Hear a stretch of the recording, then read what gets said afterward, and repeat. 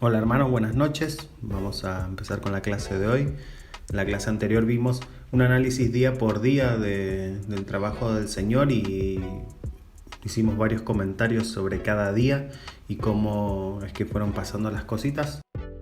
Hoy vamos a empezar con un tema corto y ya para dar fin a este tema, y es algo que es digno de mencionar, que hebreos de distintas escuelas se debaten que en Génesis capítulo 2 hay un relato de una segunda creación.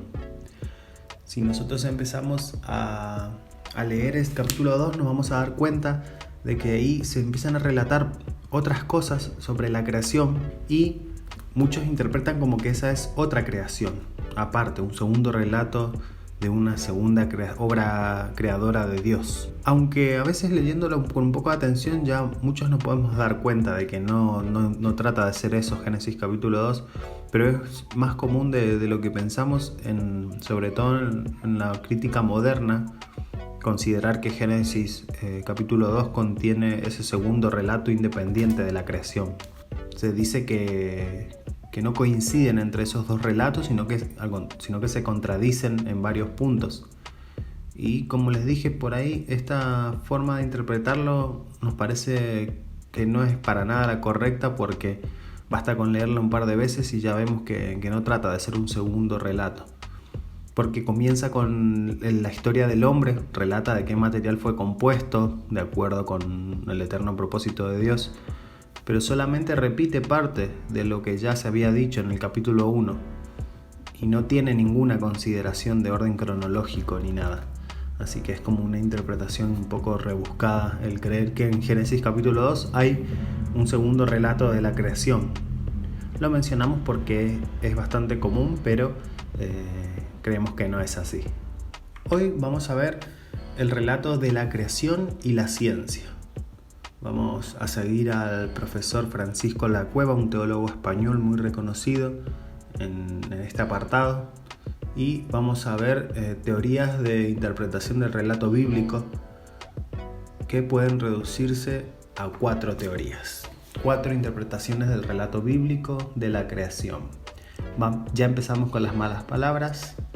Literalistas.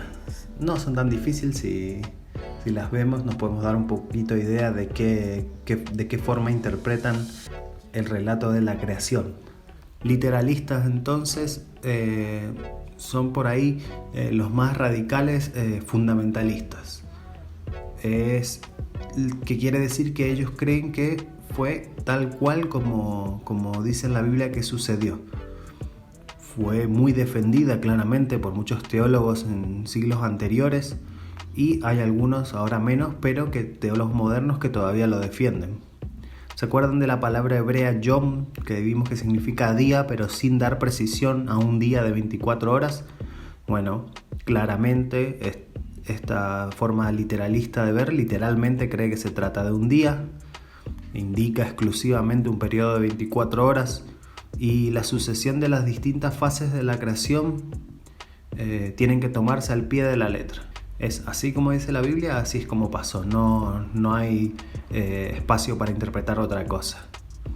Lacueva dice que esta teoría no convence ni desde un punto de vista de analizar el pasaje bíblico, ni desde el punto de vista científico, y es lo que nosotros creíamos. Por eso yo le preguntaba en el grupo, y los que me han contestado nos inclinábamos más a largos periodos de tiempo, porque pareciera que esa es una interpretación más sana que una literalista. Concordista es otra, y esta la promulgaban muchos interpretadores modernos, tanto judíos como cristianos, y muchos creyentes entendían esta palabra yom como un periodo indefinido de tiempo, haciendo poca alusión a un día de Dios son 1000 años, o al revés. Entonces se dice que pudo durar miles de años la creación. Esta teoría hace justicia tanto a los principios de una sana interpretación como a muchos resultados probables de investigaciones científicas. Por eso es la preferida de los más modernos, porque cuanto más descubrimientos se hacen, más parece concordar esta forma de entender la creación del mundo. Hay una que es muy curiosa, que es esta alegorística, y hay muchos teólogos, sobre todo católicos modernos, que promulgan esta forma de interpretar el pasaje bíblico. Ellos dicen que según el relato de Génesis, según lo que dice el relato de Génesis, es una especie de alegoría, una parábola, un poema épico en el que los hechos fundamentales solo son que Dios, sí, es verdad, Él, un Dios, ha creado todo, y la santificación del sábado. Ellos dicen que esas dos ideas son las únicas que el autor intenta comunicar y que todo lo demás es una decoración literaria, una dramatización de lo que en realidad pasó. Entendemos que va bastante en contra del valor que nosotros le damos a la palabra de Dios, y sobre todo porque Génesis no deja lugar a dudas de que se trata de una pieza histórica, no de una pieza poética. Otras partes de las escrituras consideran Génesis también como un relato histórico y no como algo poético. Por ejemplo, Ezequiel 20:11 dice: porque en 6 días hizo Jehová los cielos y la tierra, el mar y todas las cosas que en ellos hay, y reposó en el 7º día, por tanto Jehová bendijo el día de reposo y lo santificó. Tampoco nos cierra mucho porque la Biblia nos enseña a tomarla muy en serio y no de forma tan ilustrativa nada más. Otra forma de tomar los relatos que se vio es mitológica modernista, y esta sí, la anterior ya era como tomar como un poco mentira el relato de Génesis, está peor todavía. Y esta en general es la que más, los que interpretan de esta manera son los incrédulos, los que no creen en el Señor.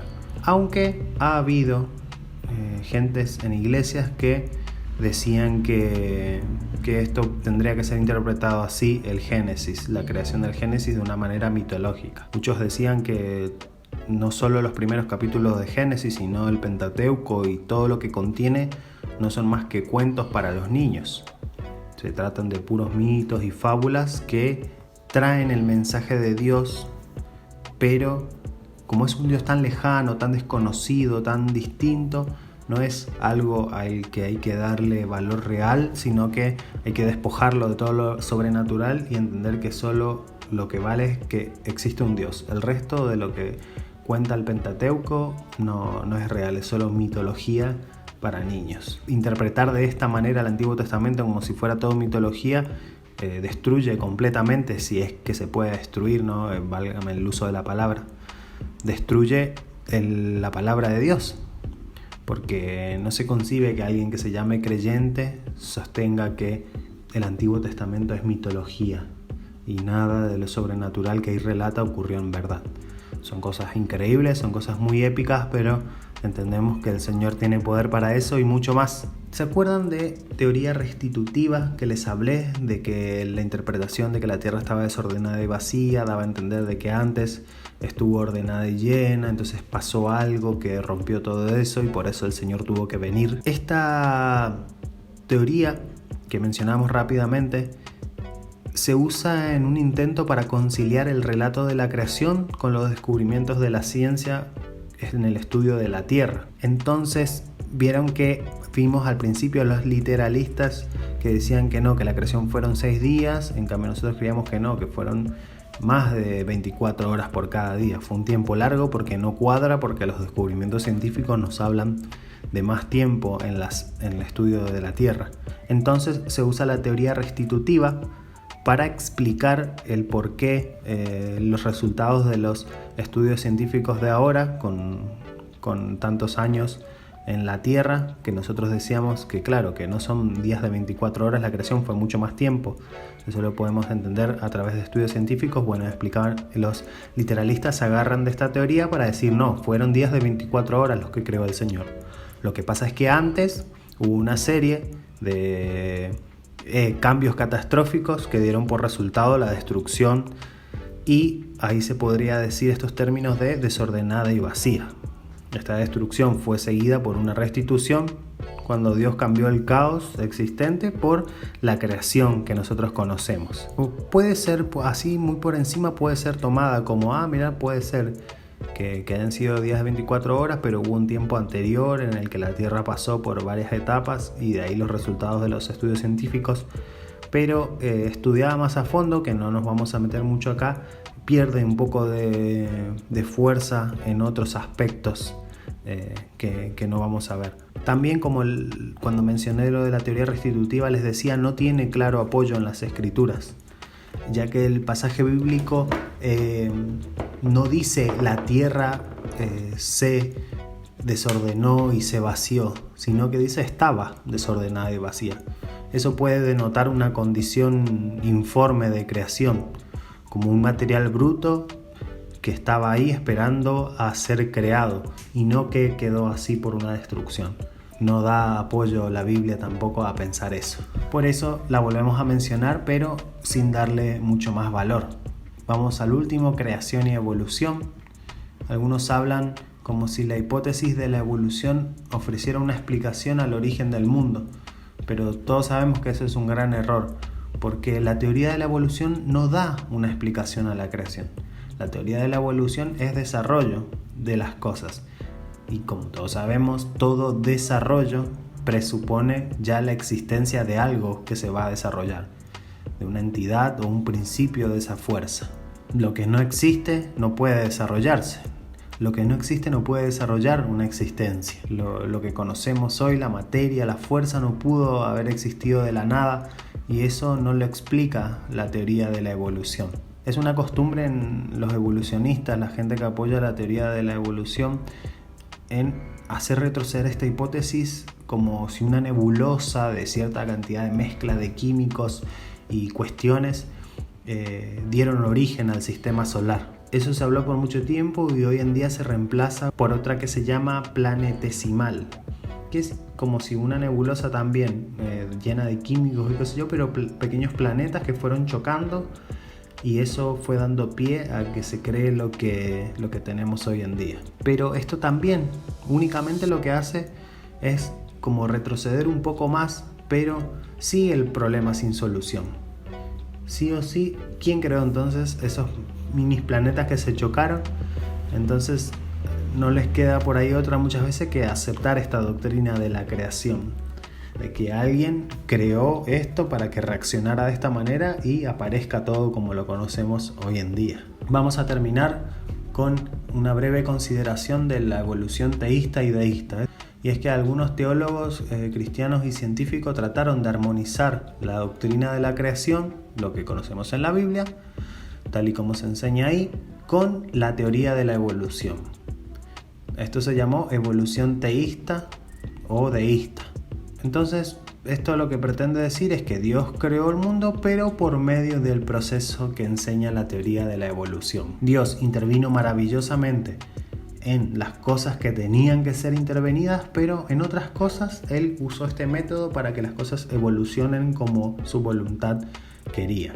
Esta teoría fue muy aceptada y de hecho uno podría pensar que tampoco es tan agresiva, y para no estar al choque con algo tan común como la teoría de la evolución que se enseña en todos lados, se empezó a enseñar en muchas iglesias. La Biblia tampoco nos da respaldo firme para eso, entonces obviamente no podemos llegar a ninguna conclusión definitiva con respecto a cómo fueron los métodos del Señor.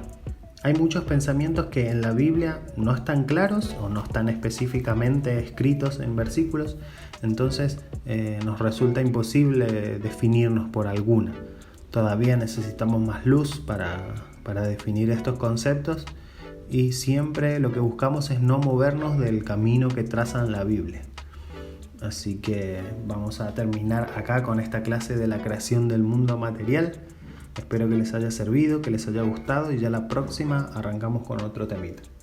Dios te bendiga y nos vemos pronto.